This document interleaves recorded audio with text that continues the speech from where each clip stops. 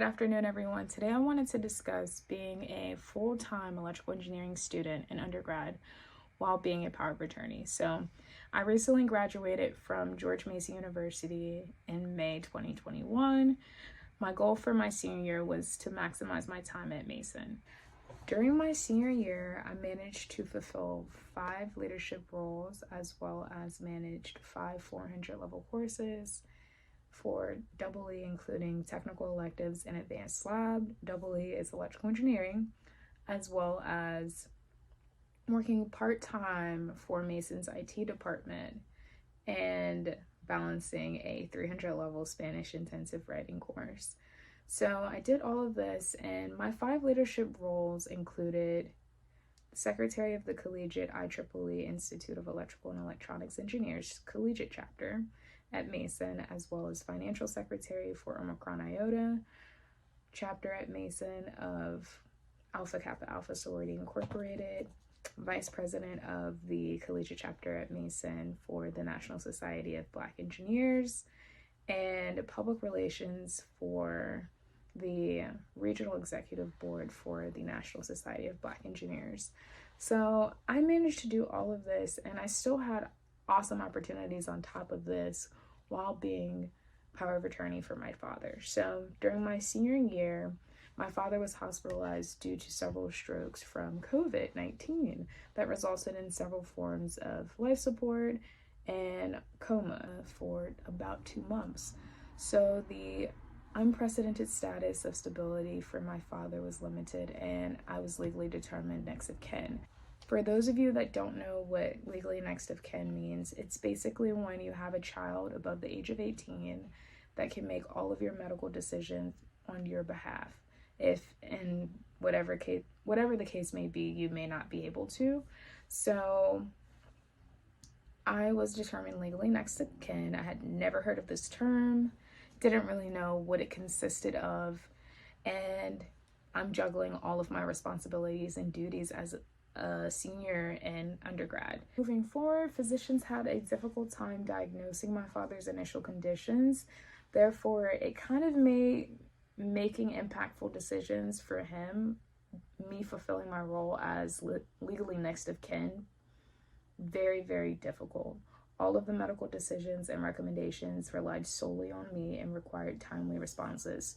So I was receiving phone calls from at 3 a.m., 4 a.m., 5 a.m., 2 p.m., 12 p.m., 11 a.m. So some of the phone calls that I received maybe, made me stop what I was doing in the middle of an assignment, a class, presentation, whatever the case may be. It was different. It was a very, very different experience and something that I was definitely not expecting to occur. So I kind of had to readjust and readapt to my new responsibilities. And it required me to be a little bit more transparent with my professors, my classmates, those that I was working with for group projects. I really tried to restrain from telling anyone unless I really had to. So it wasn't until finals came around and project deadlines started approaching quickly where I found it necessary to explain what was going on and what my new responsibilities consisted of as being legally next to kin. So I wanted to take this time to share some of the steps that I took to manage all of my responsibilities, as well as some of the hardships that I faced during this time.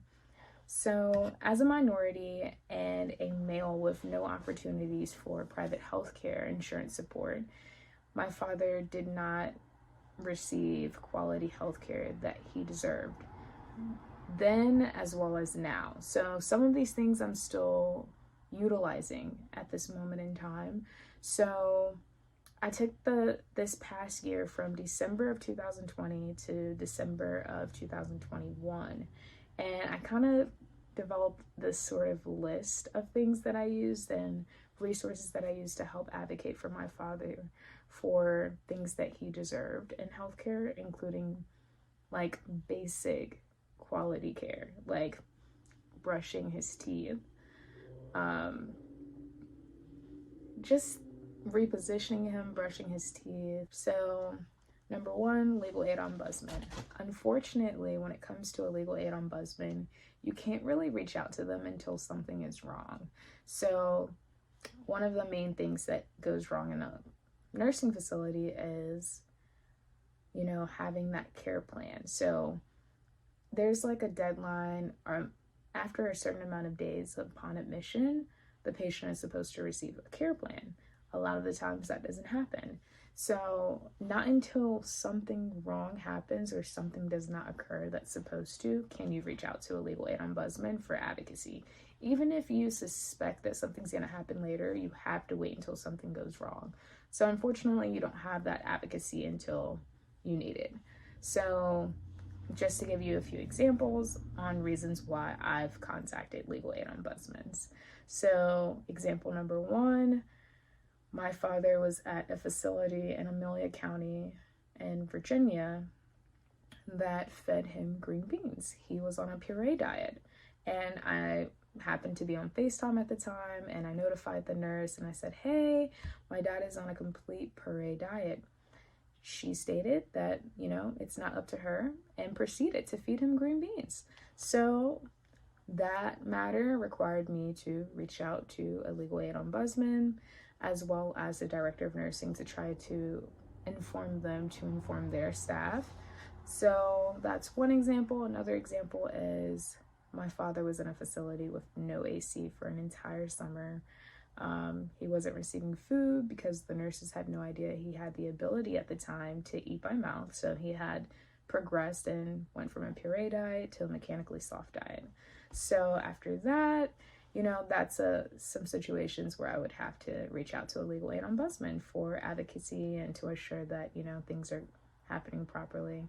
And a lot of other things included United Healthcare, who was his insurance provider at the time, and I was able to communicate with the regional transition coordinator, associate director for case management, and conduct meetings to discuss next steps for getting him relocated to a different facility that could fulfill his care needs. So a lot of things that I guess that normal people wouldn't know is a neurological rehab. So those things have to occur like immediately following the strokes. So unfortunately, he never had that opportunity. Life could have looked a lot different for him if he did, but no one kind of suggested it or advocated that he attend one. So I know that in October, I was able to have a meeting with a case coordinator, Northern Virginia region, as well as member and provider relation specialist, Department of Medical Assistance Services, coordinated care advocate, as well as communicating with the Virginia Department for Aging and Rehabilitation. So these are places that were able to advocate for my father as well as myself, and maybe get things done a little bit quicker, talk to other people that are at higher places. But nonetheless, when you don't have the private healthcare insurance support, it's only but so much that can be done. So yeah, I can reach out to all of these people, but in the long run, the conversations are great, but there's not really any change. So in addition to that, I've spoken to the Office of the State Long-Term Care Ombudsman and Adult Protective Services to conduct investigations after contacting a legal aid ombudsman for advocacy if I still do not see change and I suspect anything regarding neglect.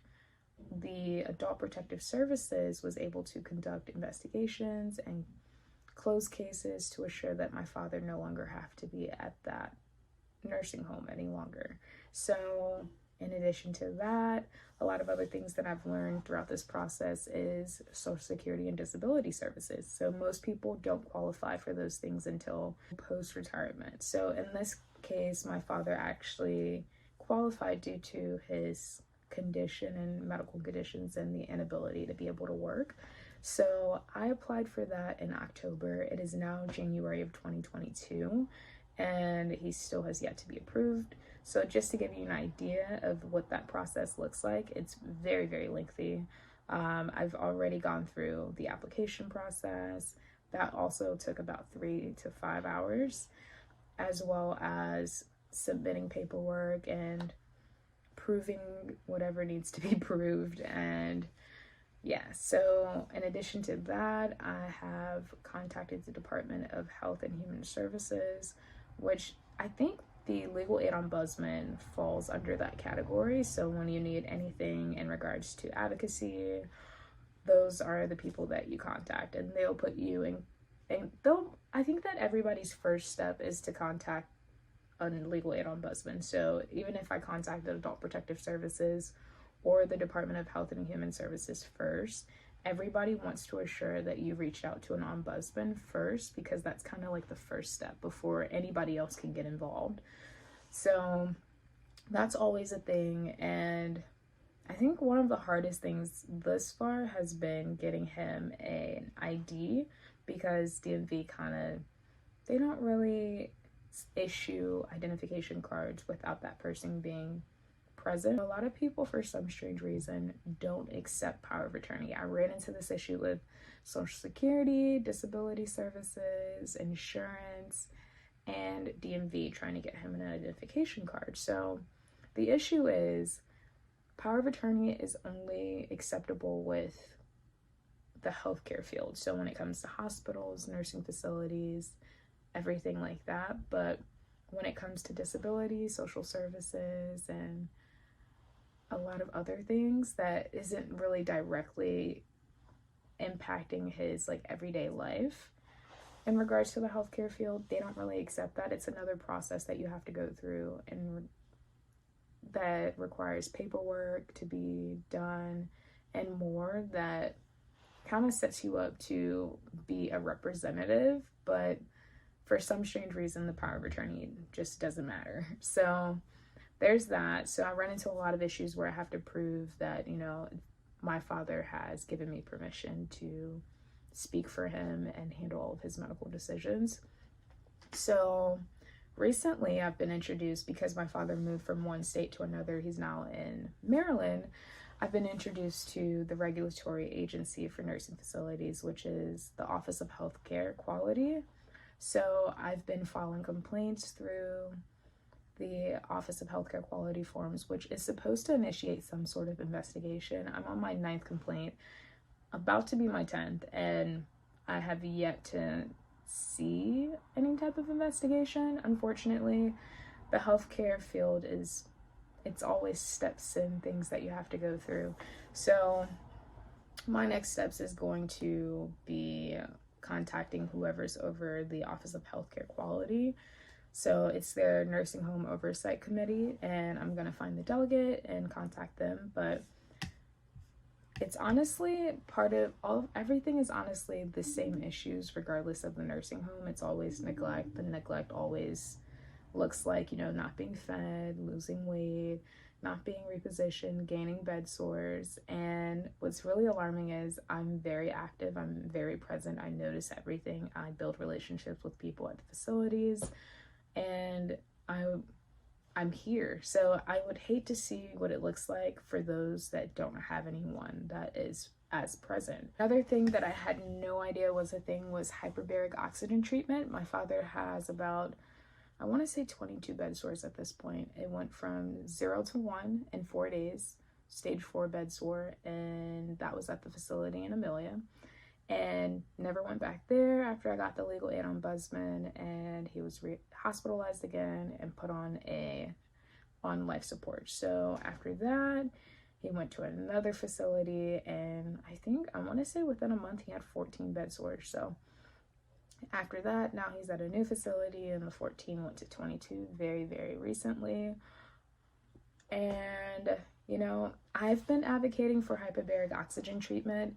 Everyone does not qualify for this treatment, but it's a treatment that's supposedly one of the best to help heal bed sores, especially when they get to that extent. I have yet to get any luck in that, but just to share that, that's something that if anyone else is interested in. After all, I was able to serve for my father while managing several leadership positions, including project manager for senior design, several 400 level courses, as well as working a part-time job.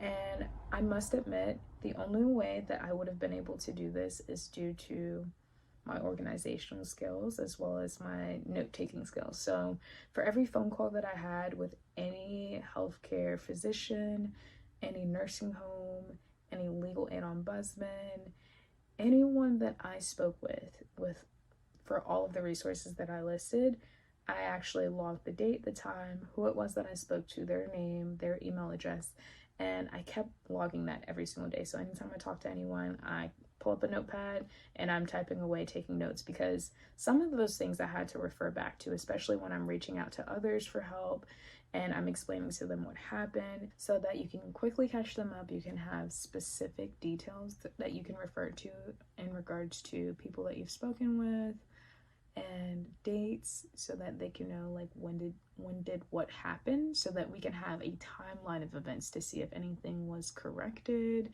if anything has gotten worse, as well as if you've taken the appropriate steps that you need to. I think that all of the leadership skills that I've acquired from all of the leadership positions fulfilled throughout my college career helped me maneuver and navigate this position as power of attorney. And I honestly can see it as very, very evident in regards to just, being a great secretary. So being able to log all the information necessary, being able to speak to everything, being able to allocate my resources, and the list goes on. So I hope that this information was useful, and I'll be making another video with videos, photos, and more details about my journey using these resources shared in this video as power of attorney. And I kind of want to go into a little bit of details on each step, on like how I gained power of attorney and how did I manage to get him better without any rehabilitation services. So thank you for tuning in. Don't forget to like, comment, and subscribe.